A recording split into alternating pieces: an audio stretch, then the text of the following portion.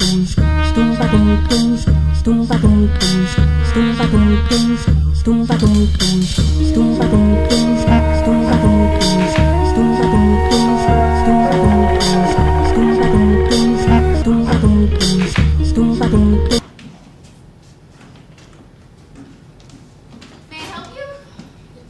a minute, Christopher. She's expecting me, and tell her I don't want to be kept waiting. Okay, Christopher, I am really upset here. Won't you have a seat? I don't care. Find another one. You had no business selling it without checking first. I told you to hold it because I wanted it. Are you dumb? I am 3 hours past the deadline you gave me. I'm an excellent customer. You could probably pay your rent off commission from sales you make to me alone. And all the people I sent to you, show her in. I don't really care. I don't want to hear excuses. You can go in now. I want the bag now. We'll find one, or you've lost a customer. And page 6 will run a story about how the hot bag is poorly made and falls apart, and how people are just lining up to return it. Try me, Christopher. Just try me. I sold the editor his apartment, and I got him a great deal. He's in my pocket. Now you get me the fucking bag you promised me you were holding for me. Some of these people, thank you for seeing me. I really appreciate it. I don't want to waste my time with this stupid fight. Now, this girl is a nobody from the Bronx somewhere, right? She has no money. How is she going to take care of a disabled child? It's absolutely ridiculous. And why on earth are you even representing her? People like us need to think about what we do. I believe everyone involved, especially Miss Clark, wants this Clark, matter. Please. When I heard she wanted to fight me, and why on earth are you even bothering with her? I would have hired you. In fact, if you I don't understand. Joe, I prefer Joe. Whatever. Do you honestly think Dakota Clark would beat me in court? The two of us against each other. Who's the worthier parent? This is nonsense. First of all, the girl is white, and she's a child herself. Then, and much more importantly, Rose is black. The last time I looked in the mirror, I was too. Do you realize what kind of a statement you are making if you choose to represent them against me? You.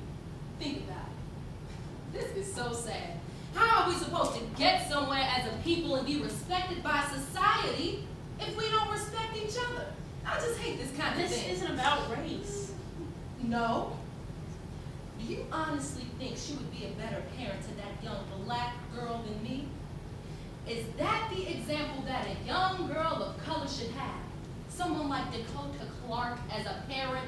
She probably has tattoos and piercings. I am surprised by this. It hurts me, Josephine. It actually hurts my feelings, and I don't even know you.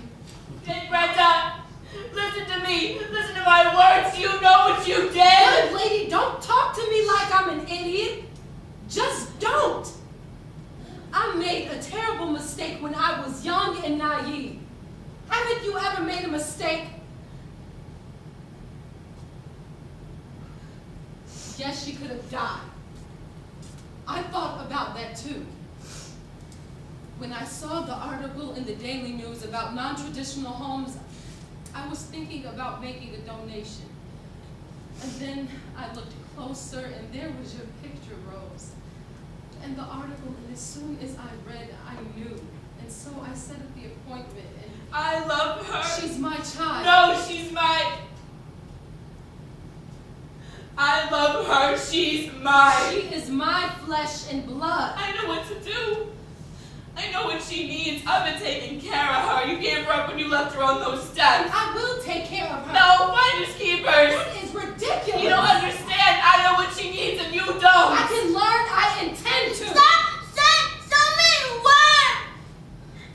It's like rocks falling on my head. Oh, Rosie. It would have been far more easy and convenient to let you have her, Miss Clark. It would have been.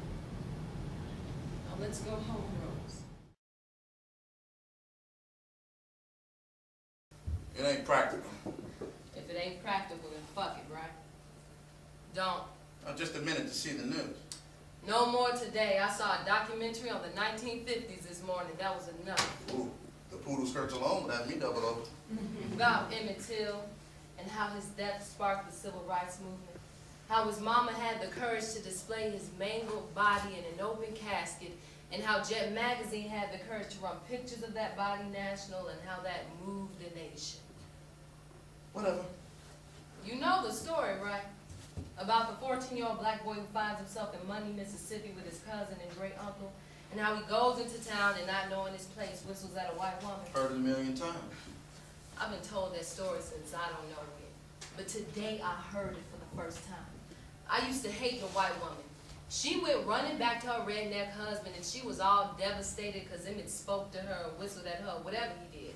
Then I was angry at her husband and his brother for the way they came to the house with their pistols and flashlights, drugged that boy off into the night to separate his soul from his body, tied barbed wire around his neck, and sunk him into the Tallahatchie with a cotton gin fan tied to the other end.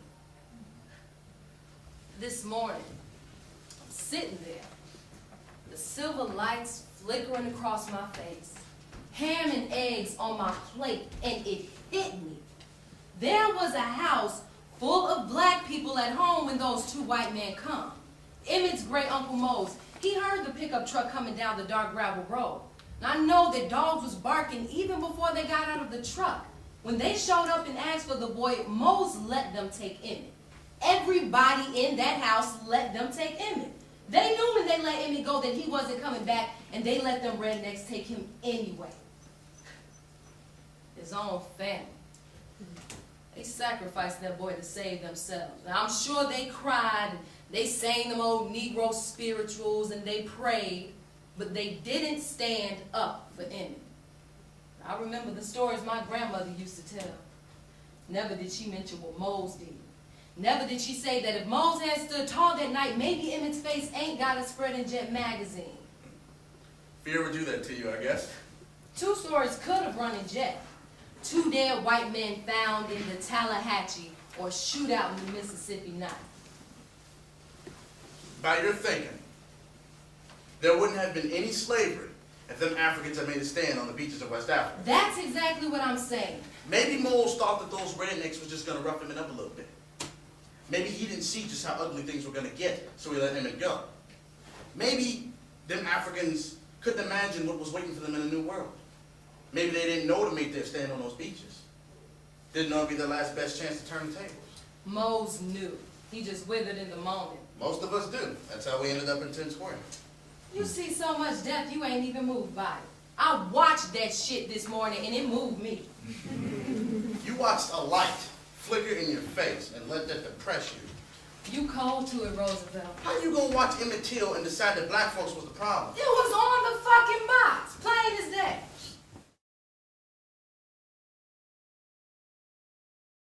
I'm gonna start timing those people. You should get up early. Really? What would you suggest? Dawn, where's the paper? You are a horrible looking chick at this hour. Good morning, everybody. How's school coming? Lovely. Lovely. And you know, biology is the greatest. I dissected something that looked just like you yesterday. I just wondered if you made your mind up about everything. And what did I answer you yesterday morning and the day before that? Benny, don't be so nasty. And the day before that and the day before that.